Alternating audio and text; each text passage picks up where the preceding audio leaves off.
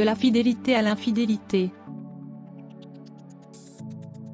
Si est en ces termes que l'on pourrait résumer, de manière sans doute un peu hâtive, le couple formé par Sophie Marceau et Andrzej Zulawski. Une référence bien sûr à deux œuvres du cinéaste et écrivain, le premier étant un film, le deuxième un livre. Mais pour comprendre, il faut remonter le temps. L'actrice française et le réalisateur polonais, décédé le 17 février 2016, se rencontrent au célèbre hôtel Majestic, dans le cadre du Festival de Cannes, en 1981. À l'époque, l'héroïne de la boue n'a que 15 ans. Elle est encore dans la fleur de l'âge, ce qui lui permet d'avoir l'aplomb et l'enthousiasme propre aux débutantes. Son charme naturel, sa joie de vivre, tape dans l'œil du cinéaste.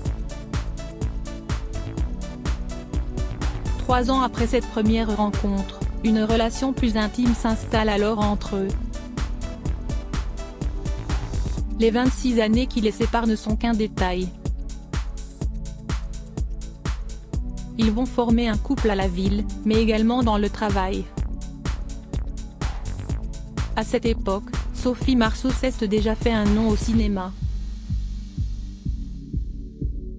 Pourtant, après avoir crevé l'écran dans la boue mais joyeuse Pâques, elle se sent un peu paumée, comme le rapporte Paris Match dans un article consacré au couple. Andrzej Zulawski va alors lui donner sa chance. Ce dernier, venu la voir sur le tournage de Force à Cannes, la veut au casting de son prochain film. Ainsi, en 1984, Sophie Marceau se retrouve sur le tournage de L'amour braque. À l'écran, la comédienne n'a rien d'une midinette. Prêtant ses traits à une prostituée, elle n'hésite pas à se dénuder, cassant l'image de la jeune fille sage et authentique que le public connaissait.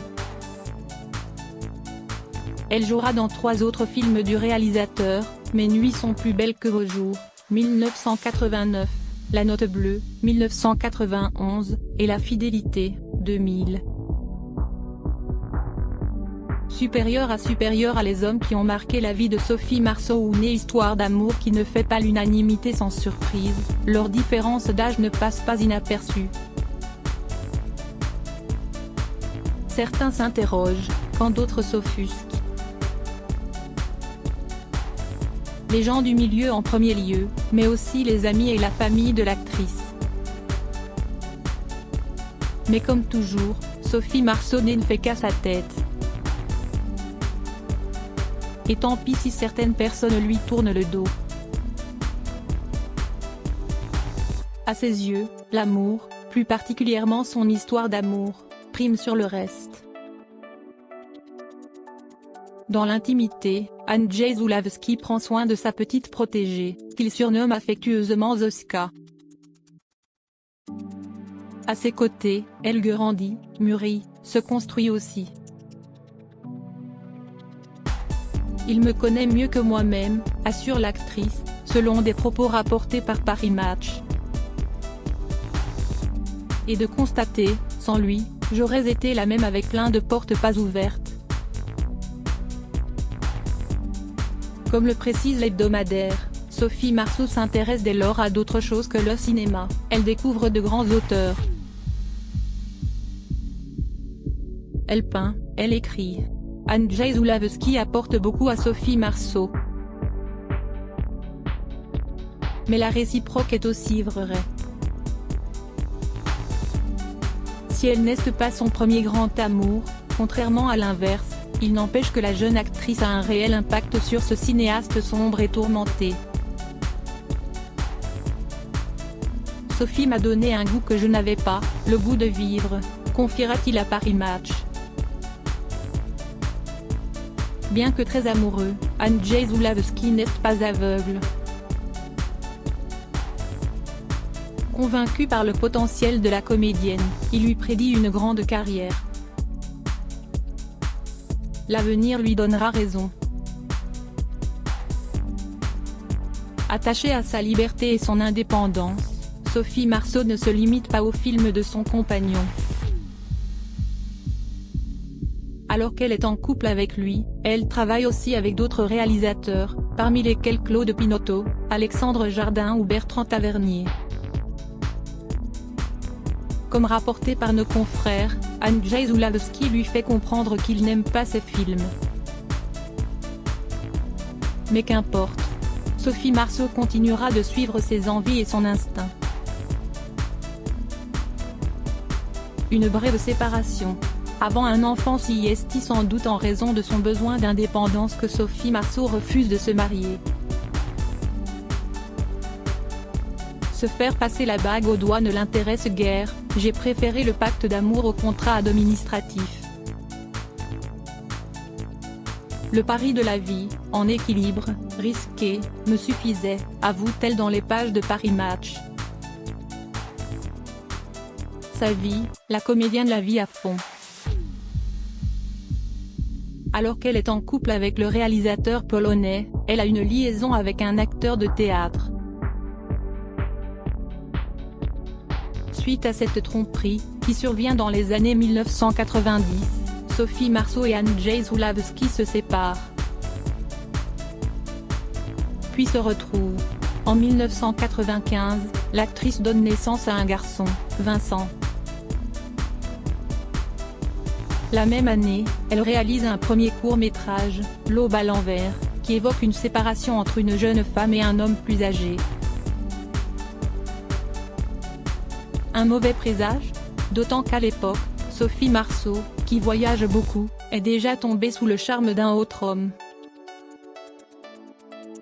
En 1999, alors qu'elle part aux États-Unis tourner un James Bond, elle débute une idylle avec le producteur Jim Lemley, rencontré quelques années plus tôt sur le tournage du film Anna Karénine. CIST avec lui qu'elle aura son deuxième enfant, une fille prénommée Juliette, née le 13 juin 2002. Ironie du sort, Sophie Marceau va jouer, une quatrième et dernière fois, dans un film d'Andrzej Zulawski, dans un film sobrement intitulé La Fidélité. À ce sujet, le cinéaste confie, toujours à Paris Match, La Fidélité, j'en rêve de tout mon cœur. Oui, c'est comme une sorte de grand rêve perdu. Un an après ce long métrage, leur histoire d'amour prend définitivement fin. Le couple se sépare en 2001, après 17 ans de vie commune. Sophie Marceau a déjà un autre homme dans sa vie, Andrzej Zulawski, lui, a le cœur en miettes. Lors des règlements de compte comme un exutoire, Sophie Marceau a besoin d'exprimer par l'art, en l'occurrence le cinéma, ce qu'elle a ressenti durant toutes ces années. En 2002, elle est à l'origine du film Parlez-moi d'amour, dans lequel il est, encore, question de séparation, mais aussi de désillusion, d'usure et d'infidélité. Une fiction qui rappelle le couple qu'elle a formé avec le réalisateur. Andrzej Zulawski ne va pas tarder à répliquer. Pourtant, Dieu sait qu'il lui a fallu du temps pour se remettre de cette séparation. Après notre rupture, j'ai tout arrêté. J'étais en deuil. Homo-actrice, je devenais vert pâle, confie-t-il à Paris Match. Mais la tristesse va laisser place à la vengeance. Désormais seul, l'intéressé se réfugie dans son chalet de 900 mètres carrés, situé près de Varsovie, en Pologne. Là-bas, il vit reclus. Il boit beaucoup, mais en profite aussi pour écrire. En 2003, il publie L'Infidélité, un autoroman, qui fait étrangement écho à sa vie personnelle, puisqu'il s'agit d'un philosophe, en couple avec une actrice plus jeune, menant une carrière à Hollywood et ayant tourné un James Bond, qui le quitte pour un faiseur de vent. Autant de parallèles laissent songeur. Interrogée à ce sujet par Thierry Ardisson, Andrzej Zulawski préfère entretenir le doute. « J'essaie de vous dire que si est un autoroman, si est à dire que la part roman est aussi importante que la part auto », avait-il confié dans l'émission Harditube. Et de souligner, « Je ne me dérobe pas à dire qu'une partie du bouquin parle d'une vérité que je connais, mais je ne dis pas que si est l'entière vérité et je ne dis pas intégralement que si est le portrait craché de quelqu'un ou de quelque chose. »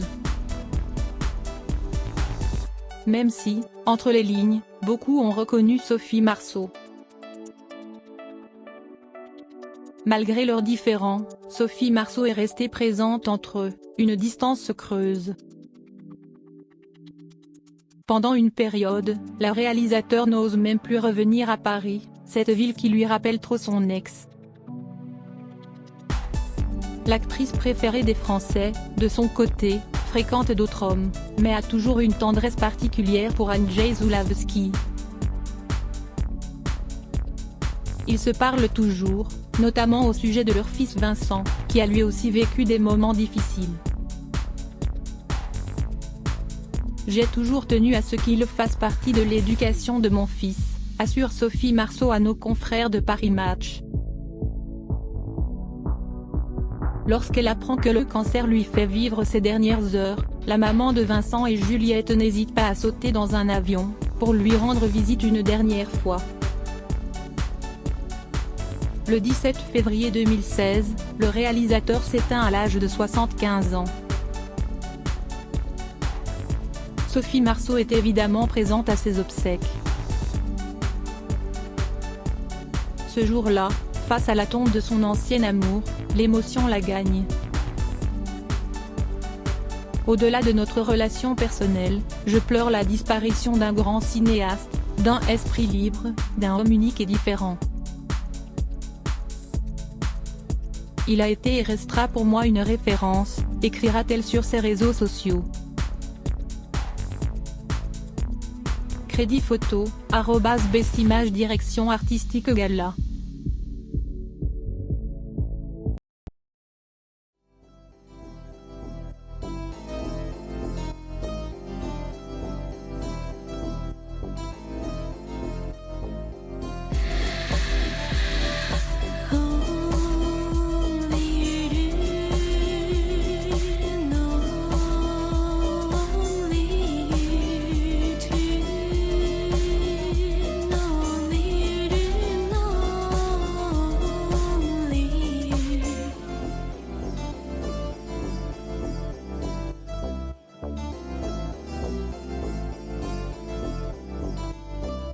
To